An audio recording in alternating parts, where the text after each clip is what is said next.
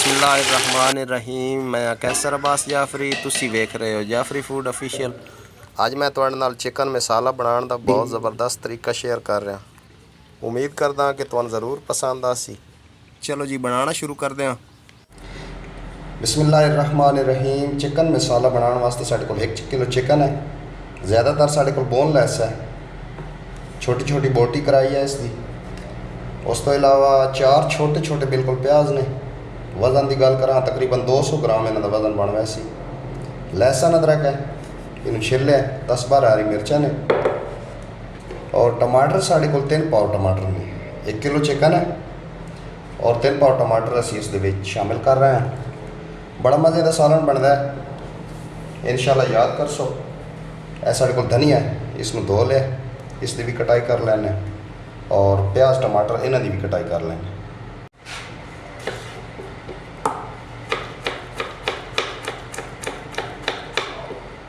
इन्हों की बिल्कुल बारीक बारीक कटाई करनी है ताकि आसानी नाल गल वजन और मिक्स हो वजन।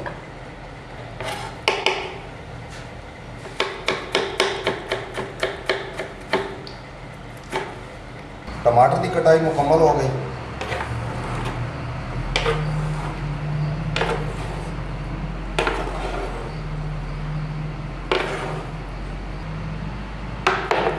हुण कर लेना प्याज की कटाई,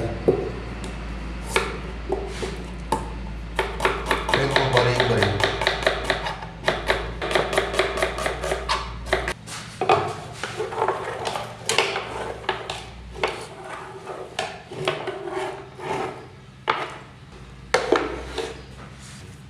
सब्जी की जदों भी कटाई करो पहले उसको धो के उस तो बाद उसकी कटाई की करो।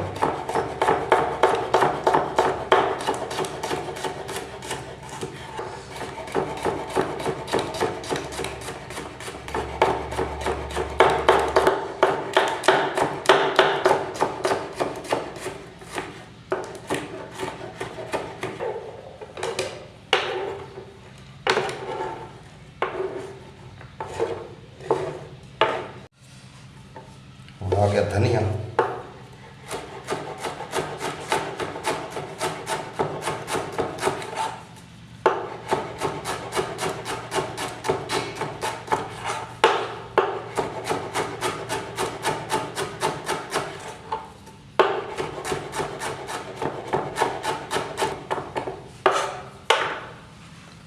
हुण जनाब लहसुन अदरक का पेस्ट बना लेना।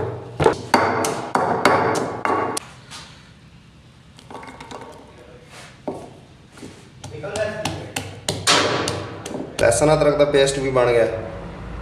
चिकन भी बिल्कुल साफ करके अच्छी तरह धो लिया। बिस्मिल्लाह करते हैं जी। एक बड़े साइज़ का पतीला लिया, चूल्हे अग जला दी है। पतीले के अंदर सब तो पहले ऑयल शामिल कर रहे हैं, तकरीबन 250 ml। 1 चम्मच ज़ीरा,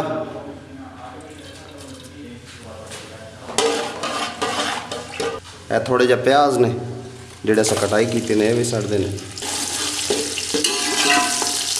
इत्थे हुण प्याज एक दफ़ा सुनहरी माइल कर लेने। प्याज माशाल्लाह कलर चेंज कर गए ने, तो प्याज कलर चेंज कर वजन उस टाइम नाल ही तुसीं चिकन शामिल कर दो।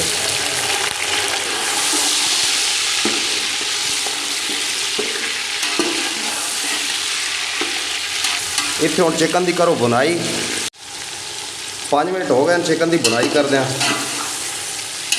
वेख लो कलर चेंज कर गया है। जब चिकन थोड़ा थोड़ा कलर चेंज करे, साइडा ब्राउन होने लग गई ने इसदियाँ, उस टाइम इस लहसुन अदरक का पेस्ट छड्ड दो, क्योंकि थोड़ा जैसा लहसुन अदरक के पानी भी शामिल किया है।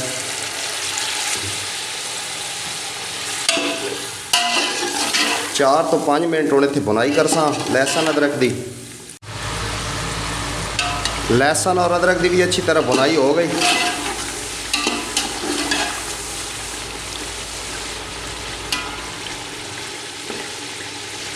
हुण नंबर आ गया जी मसालों का। आधी चम्मच काली मिर्च पीसी हुई, आधी चम्मच लाल मिर्च, 1 चम्मच गरम मसाला,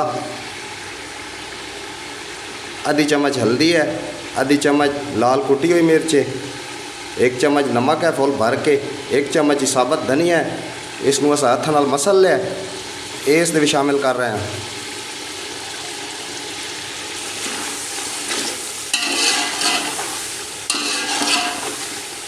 थोड़ी जी इतने बुनाई कर सा इन्हें मसाले जोड़े अस शामिल किए ने इन्हों की।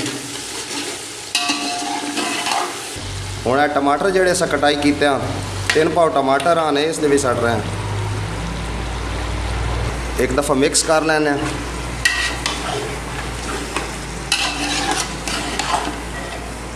फिलहाल तो लियाग तेज़ ही है। इत्थे हुण इतनी बुनाई करनी है जो टमाटर बिल्कुल अस हल करने ने। पानी असी इस दे विच कोई नहीं शामिल कर रहे क्योंकि ये जो टमाटर का पानी है इस दे विच अस चिकन गालना है। अग अस थल्ले मट्ठी कर दी है। 5 मिनट वास्ते इनू ढक देने। 3 मिनट हो गए ढक्कन दे के रखा। टमाटर काफ़ी हद तक गल गए ने। हुण इत्थे बुनाई कर सा इसकी। और वेखो जो टमाटर पानी छोड़ा है ये भी कुछ करना है। इस दे विच हुण इंशाअल्लाह साडा चिकन जिहड़ा है गल वैसी। इस जगह ते आके हुण असीं इस दे विच हरी मिर्च शामिल कर रहे हैं।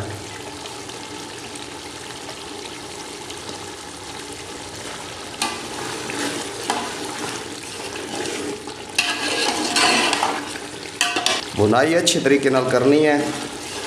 इतनी एक बुनाई करनी है जो टमाटर बिल्कुल ना नज़र आवा। माशाल्लाह माशाल्लाह टमाटरों की बुनाई हो गई। ए देख लो आयल भी छोड़ गया चिकन। हुण साढ़े को दही है 200 ग्राम दही है ये इस दे विच सट रहे हैं। मिक्स कर लेना। अगर मेरे चैनल ते तुसी नवे हो तो मेरे चैनल नू सबसक्राइब कर छोड़ना। और अगर मेरी वीडियो पसंद आवे तो उसको लाइक करना क्योंकि तुस लोगों के तावां दे नाल ही चैनल अगे चलना है। इतना एक करन दे नाल तुस लोगों का प्यार जाहिर होंदा है और साडी हौसला अफजाई हो वैंदी है। 5 मिनट मजीद इत्थे होर बुनाई कर सा। उस तो बाद दसदे हां की करना। दही शामिल करन तो बाद इतनी एक इसकी बुनाई करनी है जिहड़ा आयल छोड़ वंजे। आयल उत्ते बिल्कुल वाज़ नज़र आवन लग वंजे। माशाल्लाह दही शामिल किए 5 मिनट हो गए। हुण इस दे तले अग अस बिल्कुल दम वाली कर देनी और 5 मिनट वास्ते इसनूं दम ते लेना है। चेक कर दें। माशाल्लाह माशाल्लाह वेख लो आयल भी बिल्कुल छोड़ गया। हरा धनिया चलो तले बंद कर देने। प्लेट पा के चेक कराने तो नेड़े। बिस्मिल्लाहिर्रहमानिर्रहीम। ए वेखो कितना ज़बरदस्त चिकन साडा बन के तैयार होया है। माशाल्लाह माशाल्लाह माशाल्लाह। बड़ी आसान रेसिपी है। घरे ज़रूर ट्राई करें।